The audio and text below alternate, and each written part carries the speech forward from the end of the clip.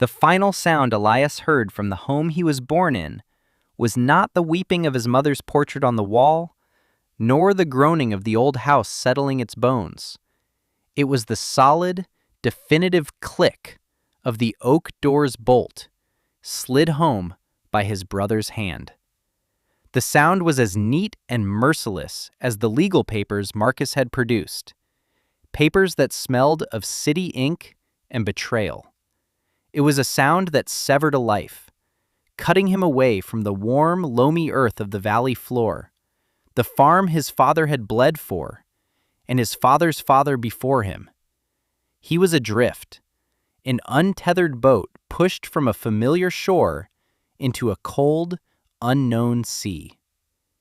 Marcus stood on the porch, a figure of dark tweed and smug righteousness, framed by the climbing roses his mother had planted. He did not meet Elias's eyes.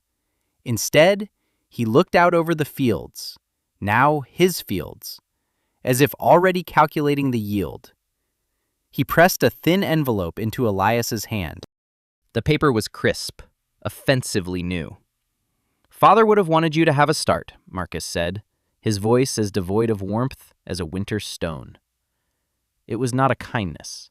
It was a dismissal, a final transaction meant to clear a guilty conscience and formalize the exile. Inside the envelope were a few worn bills, enough to be considered a gesture, but not enough to build a life. It was the price of a brother, the value of a memory, and it felt like ash in his palm. Elias walked away without looking back. To look back would be to give the memory teeth, to let it tear at him.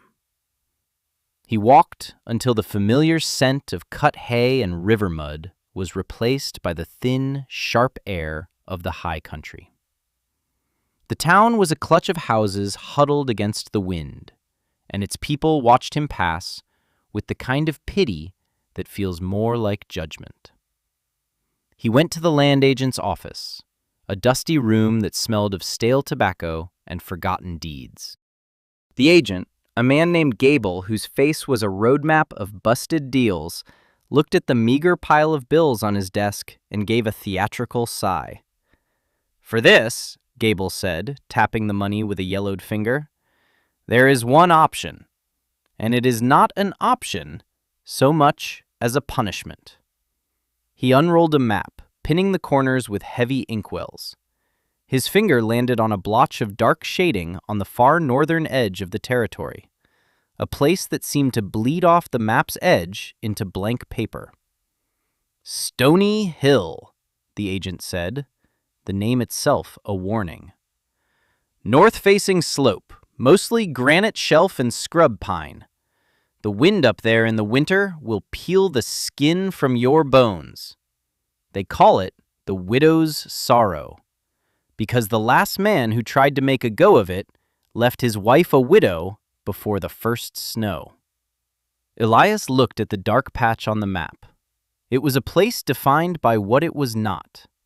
Not fertile, not sheltered, not wanted. It was a mirror of his own state. "I'll take it," he said, his voice quiet but firm. Gable raised a bushy eyebrow, a flicker of something, surprise or perhaps a grim respect, in his tired eyes. He stamped the deed with a heavy thud, the sound echoing the finality of the bolt on his brother's door. Elias was now the owner of a punishment, the master of a sorrow. The walk to his new property took the rest of the day. The gentle slopes of the valley gave way to a steep, unforgiving incline. The trees grew thin and stunted, their branches permanently bent south, fleeing a wind that never stopped. When he finally reached the boundary marker, a rust-stained iron post driven into a fissure of rock, a profound and chilling despair washed over him. The agent had not been exaggerating. He had been kind.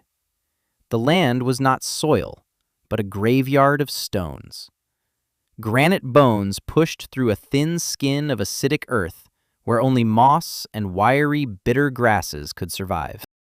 The wind was not a breeze. It was a physical presence, a relentless predator that howled through the skeletal pines and tore at his coat. He saw the ruins of the last attempt, a collapsed stone foundation, a few charred timbers, the ghost of a home that had failed. This was not a place to start a life. It was a place to end one. He sank onto a cold slab of granite, the deed clutched in his hand, and for the first time since the bolt had clicked shut, he felt the hollow ache of utter hopelessness. The wind howled its agreement, a long, mournful cry for the fool who had come to die on its hill. For 2 days, Elias did little more than exist. He moved through the skeletal trees like a ghost, his spirit as barren as the land itself. The small sum of money from Marcus was nearly gone, spent on the land and a few basic supplies: an axe, a shovel, a sack of flour, and a block of salt. Despair was a physical cold that settled deep in his marrow, a cold the autumn sun could not touch.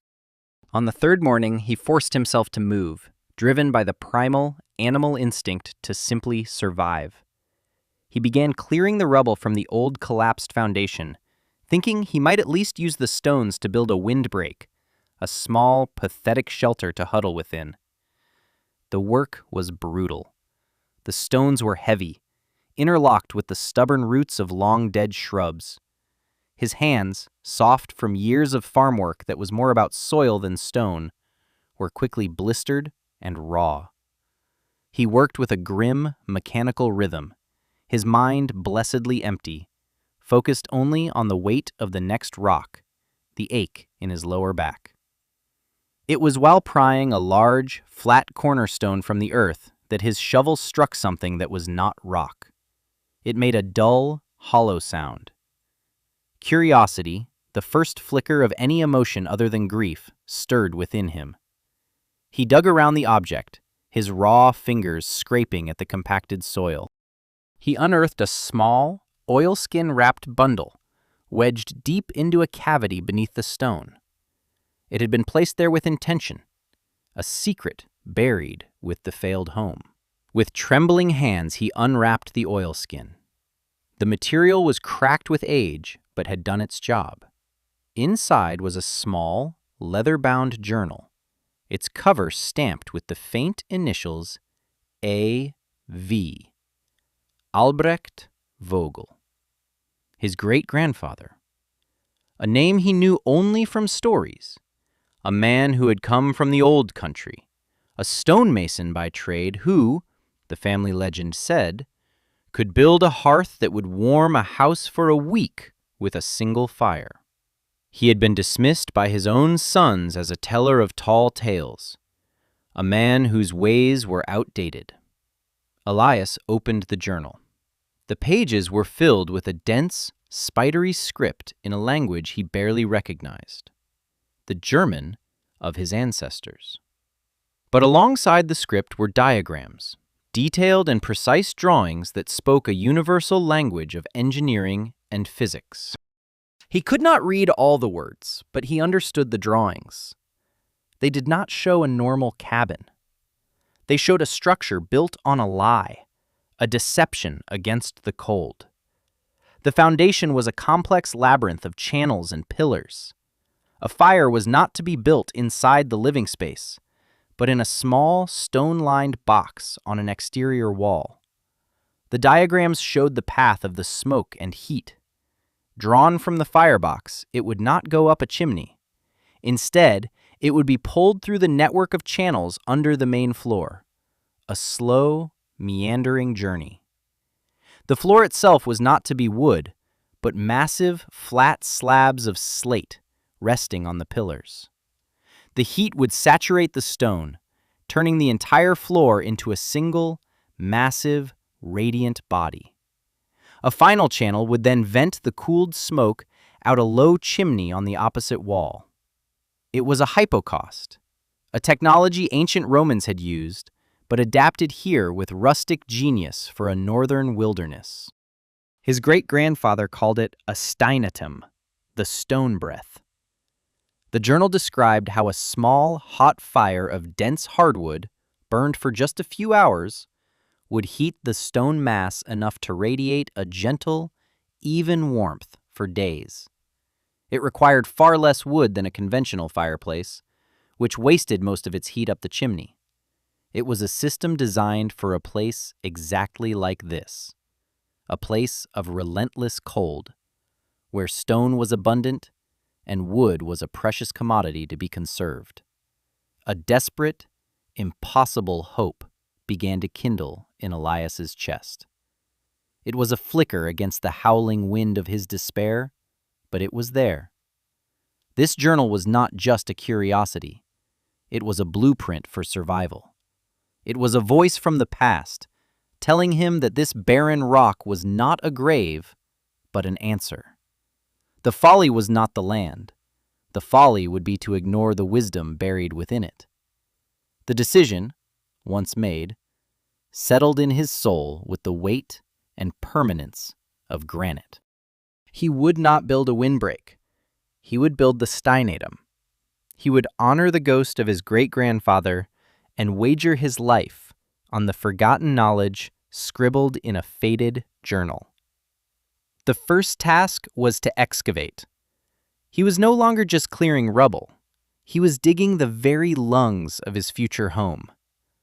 The work was beyond grueling. It was a battle against the hill itself.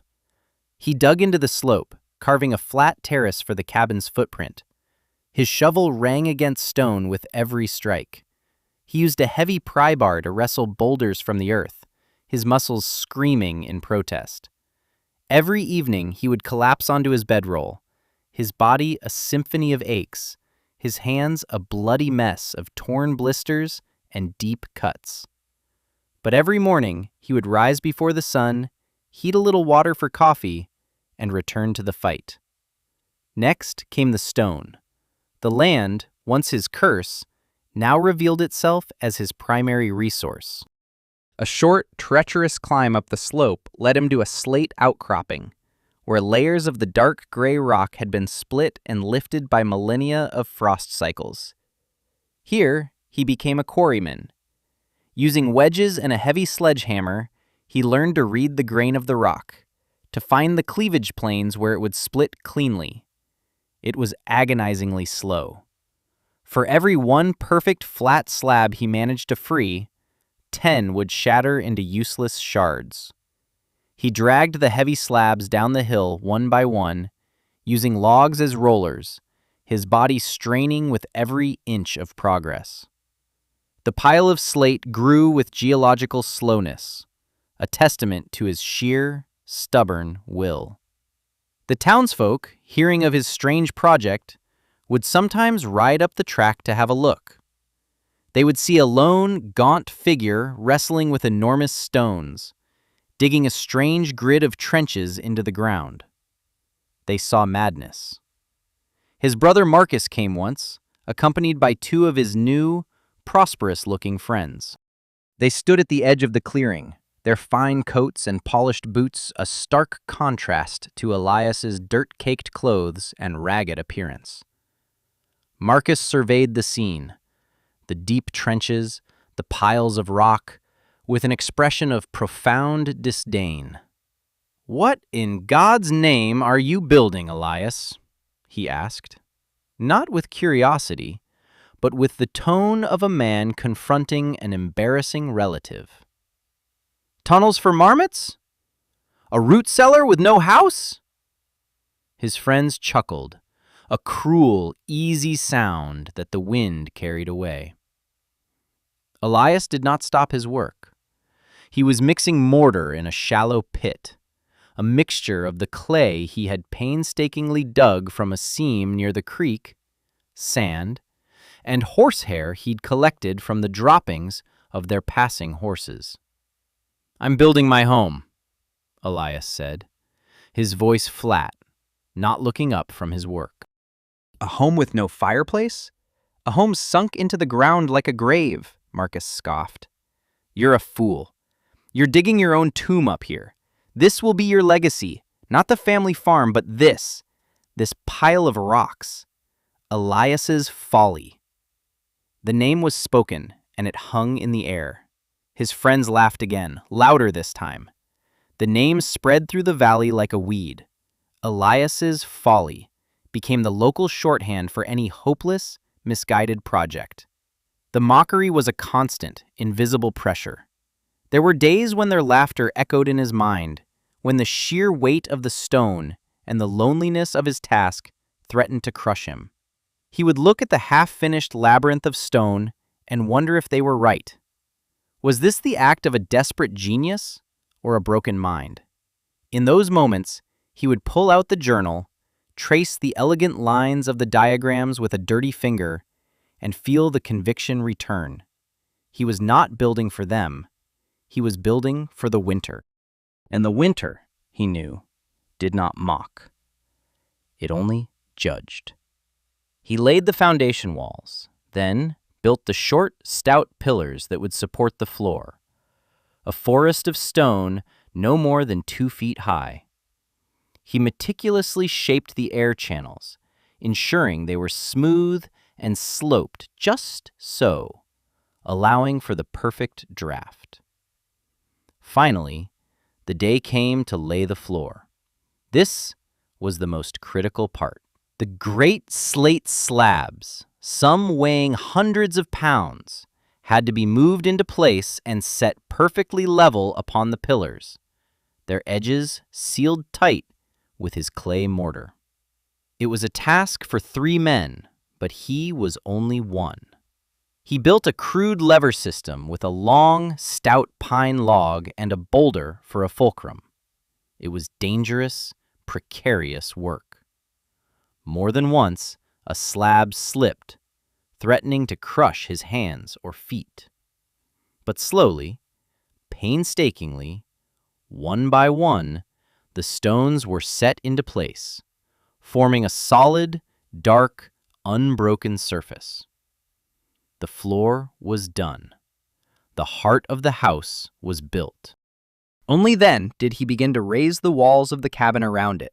Simple, log construction, chinked tight with moss and his clay mixture. It was a small, humble structure, dwarfed by the grandness of the landscape, but it was anchored to the bedrock, its lifeblood the stone beneath its feet. The first true cold snap of late autumn arrived with a vindictive fury. The temperature plummeted overnight, and a hard frost silvered the entire landscape. It was time. With a sense of both terror and reverence, Elias built the first fire. He loaded the external firebox, a squat, stone-hooded chamber that looked like a baker's oven, with seasoned oak he had spent weeks cutting and splitting. He lit the kindling and watched the flames take hold, a roaring, vibrant life. He placed his hand on the flue pipe where it entered the foundation. It grew hot, then hotter still. He went inside the cabin and closed the door. The air was frigid. There was no smoke, no smell of fire, only the deep, silent cold of the stone. He waited. An hour passed. Then another. The seed of doubt, the mocking voice of his brother, began to sprout in his mind. Had it all been for nothing? Was it truly just a tomb? He lay down on the floor, pressing his cheek against the cold slate, the despair returning like an old, familiar sickness. And then he felt it. It was not a rush of heat, but a slow, almost imperceptible change. A deep, resonant warmth, a life force awakening in the stone. It was like the feeling of sun on a rock on a summer day, a heat that seemed to come from the core of the earth itself. He moved his hands across the floor. The warmth was spreading from the wall nearest the firebox, a slow, gentle tide flowing through the entire surface. By nightfall, the whole floor was a single, monolithic radiator, emitting a steady, bone-deep warmth that filled the small cabin. It was not the scorching, dry heat of a stove, but a soft, ambient comfort that seemed to warm the very air he breathed. He had done it. The stone breath was real. A few days later, a figure appeared at the edge of his clearing. It was Silas, an old trapper who lived a solitary life even deeper in the mountains. Silas was a man of few words, his face a leathery mask carved by decades of wind and winter. He moved with a quiet purpose, his eyes missing nothing. He had walked past Elias's claim before, observing the strange construction from a distance without comment. Today, he stopped. He carried a brace of rabbits and a small sack. He nodded at Elias, a gesture that was both greeting and appraisal. Silas walked to the cabin, his eyes scanning the simple log walls, the low-slung roof, and the conspicuous absence of a tall stone chimney. He noted the small wisp of smoke curling from the low vent on the far wall. He did not ask to enter, but Elias held the door open for him. The old man stepped inside, and an expression of profound surprise broke through his stoic demeanor. He stood in the center of the room, turning slowly. He could feel the warmth, but he could not see its source. It was everywhere. He looked at Elias, a question in his eyes. Elias simply pointed to the floor. Silas knelt down, his old knees cracking, and placed a gnarled, calloused palm flat against the slate. He held it there for a long moment, his eyes closed, as if listening to the stone. A slow smile spread across his face, a rare and genuine thing. He looked up at Elias, and in his eyes was a look of pure, unadulterated respect. "Clever stone," he said, his voice a low rumble. It was the first word of praise, the first external validation Elias had received. It was worth more than 1,000 apologies from his brother. Silas left the rabbits and the sack, which contained dried herbs and a chunk of honeycomb, on the small table Elias had built. He nodded once more and departed as quietly as he had arrived, a silent witness to the success of the folly on the hill. Elias felt a warmth that had nothing to do with the heated floor. It was the warmth of a shared understanding, a quiet acknowledgement that wisdom was not always found in the grand houses of the valley, but sometimes in the forgotten knowledge of the stone. The winter came not as a gradual decline, but as an invasion. It began with a sky the color of a fresh bruise, a heavy, oppressive gray that swallowed the sun. The wind, Elias's constant companion, lost its mournful howl and developed a high, vicious shriek, like the sound of tearing metal. Then the snow began, not in gentle flakes, but in a thick, blinding torrent that fell sideways, driven by the gale. The old-timers in the valley had stories of such storms, blizzards that came once in a generation, storms they called the White Death. They were spoken of in hushed tones, legends meant to scare children. But this was no legend. This was a physical assault. Within a day, the world vanished.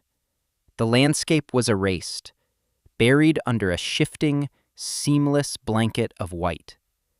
The stunted pines in Elias's clearing became shapeless mounds. The track leading down to the valley was obliterated. He was utterly alone, an island in a roaring ocean of snow and wind. But inside his small cabin, a profound and steady peace reigned. He tended the firebox once in the morning and once in the evening. A few logs of dense oak, burning hot and fast, were all it took. The heat was drawn into the stone lungs of the house, and for the rest of the day, and through the long, howling night, the floor radiated its gentle, life-giving warmth. The windows were thick with frost, opaque traceries of ice, but inside, the air was comfortable and still. The wind could shriek and claw at the log walls. The snow could pile up to the eaves, but it could not touch the core of warmth he had built. He had food, he had water from the snow he melted, and he had a warmth that felt as ancient and reliable as the mountain itself. Down in the valley, it was a different story. The houses there were built for show, with large, drafty windows and tall, inefficient fireplaces that devoured wood.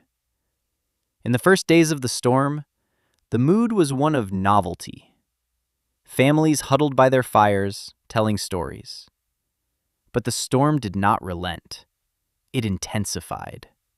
The temperature dropped to a level no one had ever seen.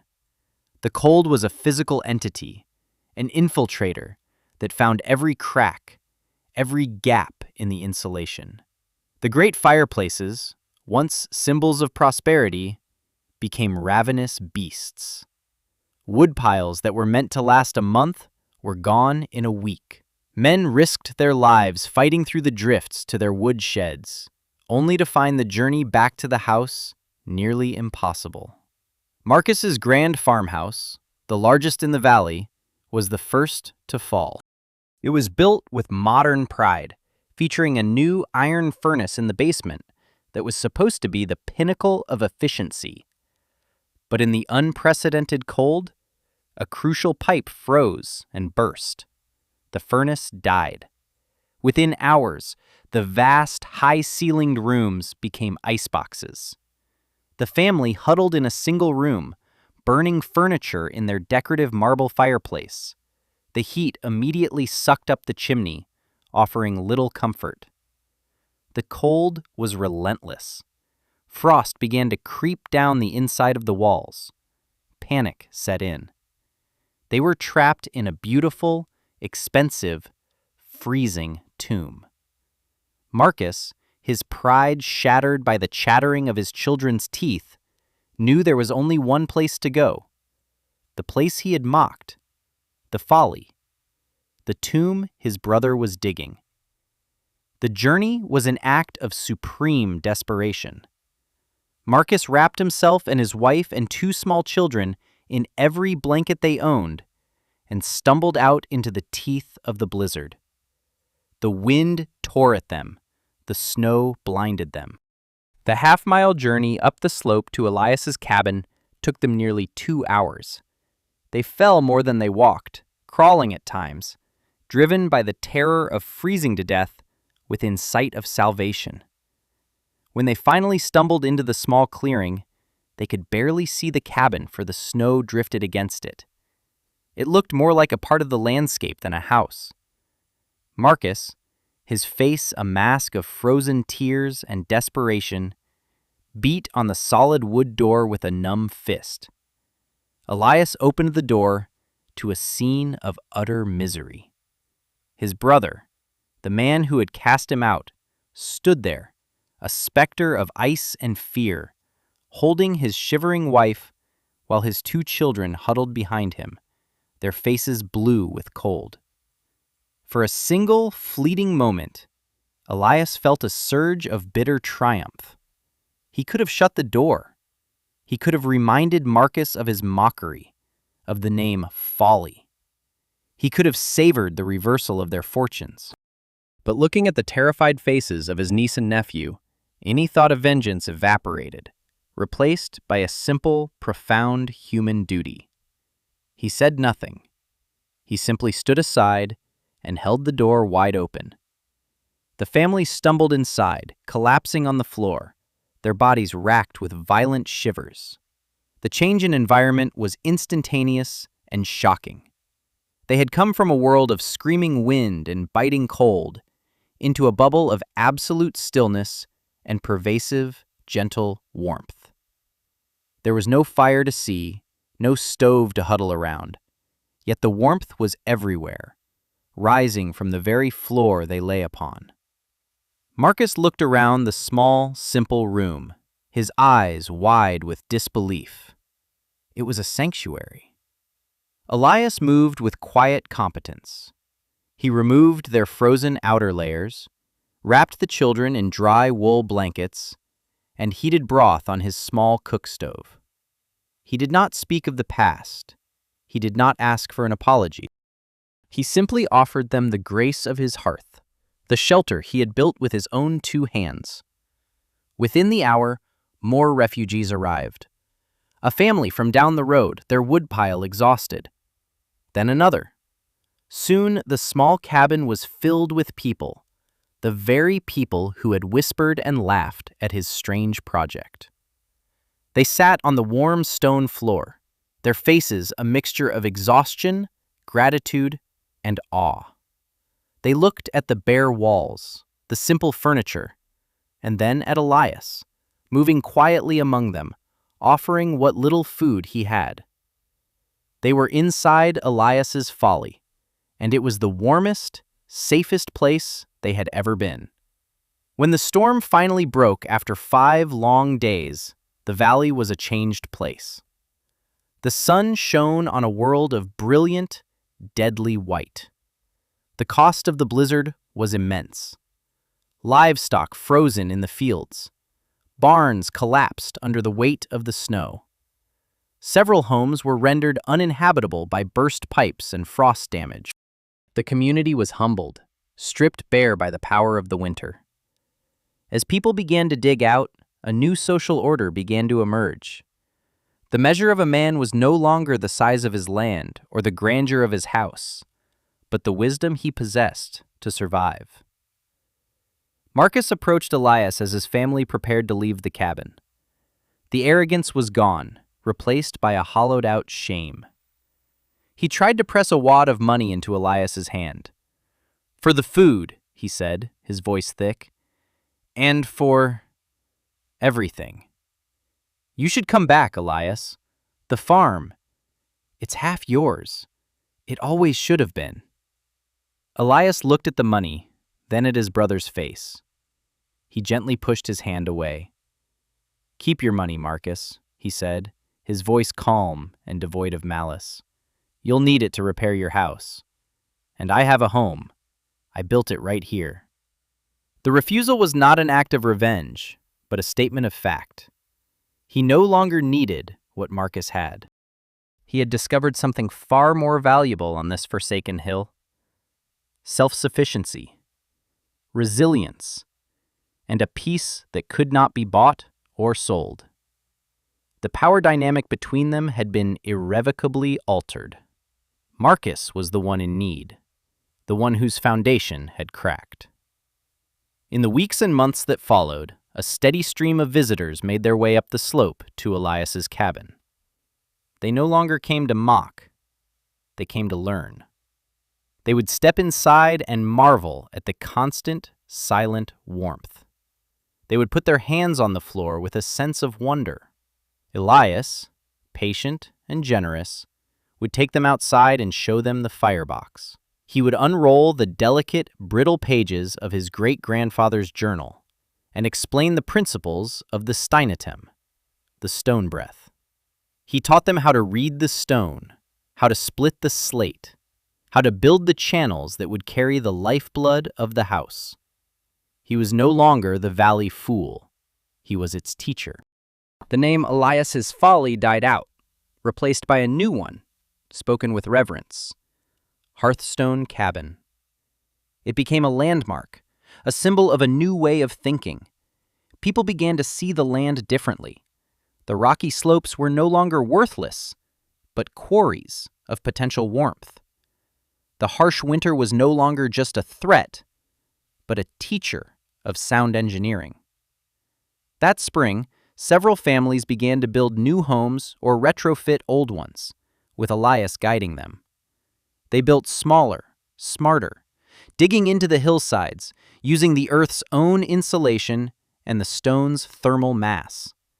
They were building not against the landscape, but with it. The valley was transforming, becoming tougher, more resilient, its people bound together by a shared hardship and a newfound respect for the quiet man on the hill. Marcus, his wealth diminished and his reputation in tatters, became just another man in the valley. He had to learn the lessons of humility and hard work, and in time, he even came to his brother for advice on how to properly seal the new stone foundation of his repaired and much smaller farmhouse. The relationship between them would never be one of easy affection, but it found a new equilibrium based on a hard-won respect. Elias never left his cabin on the hill. It was more than a house. It was a part of him. He had poured his grief, his desperation, and his hope into its foundation, and in return, it had given him a life. He had arrived with nothing but a pittance and a legacy of scorn. He had found a treasure not of gold or land, but of forgotten wisdom.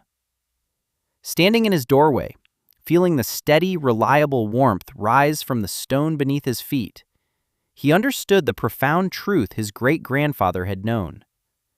True wealth is not measured by what you own, but by the strength of your foundation against the coming storm. It is the quiet, enduring warmth you build for yourself, a legacy not of acreage, but of ingenuity, a fire that burns steadily in the heart of the stone.